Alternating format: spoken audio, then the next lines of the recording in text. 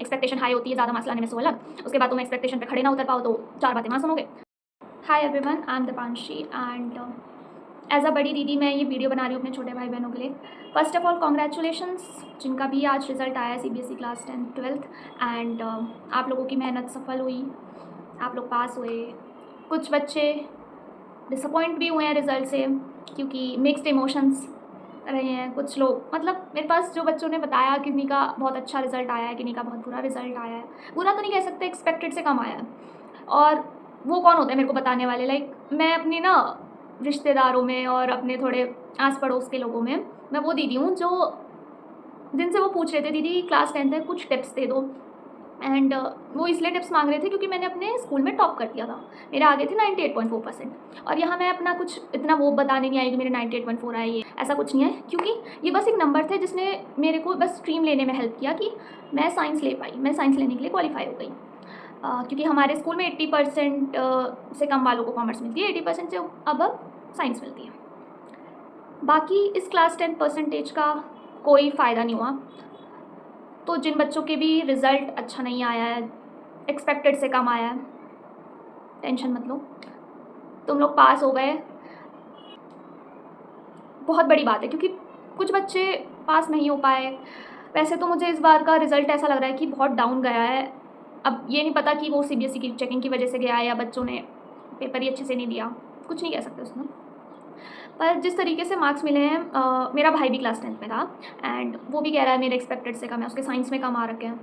और मेरे को 2-3 बच्चों ने बोला कि दीदी हमारी क्लास 12th वाले बच्चे काफ़ी ज़्यादा फेल हो रखे हैं, रीटेस्ट आ रखा है उन लोगों का। ऐसा मतलब मुझे ऐसा लग रहा है कि इस बार सही में कुछ ज़्यादा ही अनएक्सपेक्टेड रिज़ल्ट आया है। और तो पहले तो मैं कॉन्ग्रेचुलेट करना चाहूँगी, मैंने कर दिया ना शायद वीडियो में, पता नहीं, मैं ये वीडियो ऐसे फ्लो में बना रही हूँ कि मेरे को पता ही नहीं चल रहा कि मैंने क्या क्या बोल दिया होगा। तो जिन बच्चों के अच्छे मार्क्स आए हैं वेल एंड गुड, और ज़्यादा भी तुम लोग ओवर कॉन्फिडेंट मत होना कि 90 आ गए, 90% आ गए, 85% आ गए, मतलब बहुत अच्छे नंबर आ गए तुम्हारे हिसाब से तो तुम साइंस ले लो, अपना इंटरेस्ट भूल जाओ, ऐसा बिल्कुल मत करना, क्योंकि मैं कर चुकी हूँ और इसके पीछे बहुत लंबी कहानी है कि मैं साइंस मैंने क्यों ले ली ऐसे ही।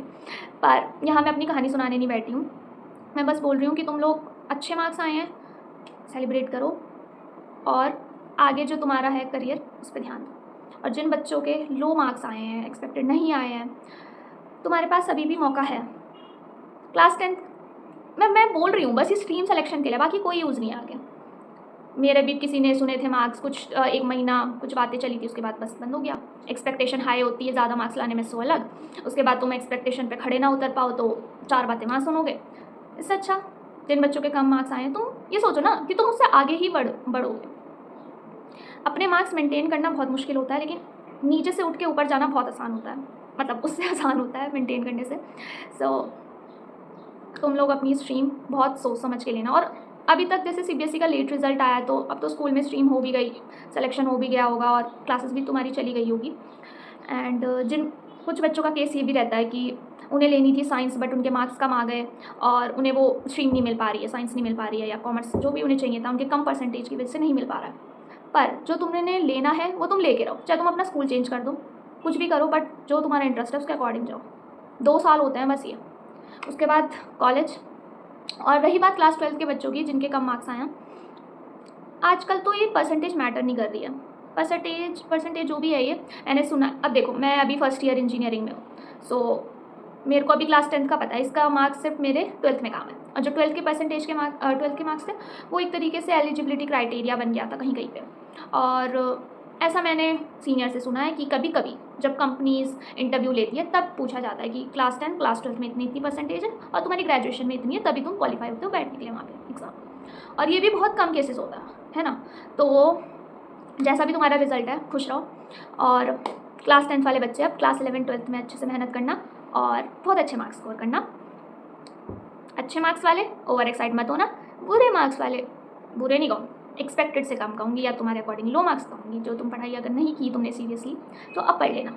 हमारे सर जो अभी हम लोग पढ़ते हैं तो ग्रेजुएशन में ऐसा होता है कि हम लोग ऐसा ही करते हैं, डामाडोल करते हैं अपनी पढ़ाई को, ज़्यादा ध्यान नहीं देते। तो सर बोलते हैं तुम्हें मौका मिलता है पढ़ने का, ज़िंदगी में मौके आते रहते हैं। एक तब जब तुम क्लास 10 से पहले हो, तब तुम्हारे कैसे स्कोर कर रहे हो, जो भी पेरेंट्स बोले। फिर बोलते हैं कि क्लास 10 में अच्छे मार्क्स लेके आना, ठीक है। फिर हम उसके लिए मेहनत करते हैं, चलो वहाँ पर भी नहीं हुआ, क्लास 12 में मेहनत करना। फिर मेहनत थोड़ी डबल लगती है, पर कोई बात नहीं। फिर ग्रेजुएशन में आता, फिर जिसने ग्रेजुएशन अच्छे से कर ली, बहुत अच्छे से पढ़ाई कर ली, और इसमें सिर्फ मार्क्स की बात नहीं हो रही, इसमें नॉलेज की बात हो रही है, ठीक है। मुझे आज ऐसा मोटिवेशनल स्पीच मैं कभी देती नहीं हूँ, एंड मैं हमेशा फ़न में रहती हूँ, सीरियस बहुत कम रहती हूँ, तो थोड़ी अलग सी वीडियो है ये। फिर तुम्हें मौका मिलता है पोस्ट ग्रेजुएशन में अच्छे से पढ़ने का। हाँ, सक्सेस के लिए तुम्हारा मेहनत डबल हो जाती है, ट्रिपल हो जाती है, बट इंसान जब से सही रास्ते पे आ जाए वो बहुत बढ़िया है। सो दिस वीडियो इतनी है, ये वीडियो ये बस ऐसे ही, मैं पता है मैं यहाँ पे अपनी कहानी नहीं सुनाने आई हूँ। अगर तुम्हें कभी जानना हो कि दीदी आपने इतने टॉप करने के बाद ये साइंस ले लिया, और मैं रिग्रेट करती हूँ, थोड़ा करती हूँ रिग्रेट, अब आदत हो गई, ले लिया। तो इसकी कहानी किसी और वीडियो में सुनाऊंगी अगर तुम जानना चाहो तो, ठीक है। तो bye bye guys, and tension मत लो, सेलिब्रेट करो कि तुम पास हो गए। जो बच्चे रह गए हैं आगे बहुत मेहनत करो, ऐसे मेहनत करो कि जस्ट बिल्कुल तुम अपना 100% के 200% दे दो कि तुम्हारे उसमें काम आए थे। कोई बात नहीं, हमने दोबारा किया, हमने बिल्कुल रीस्टार्ट किया, एंड बूम।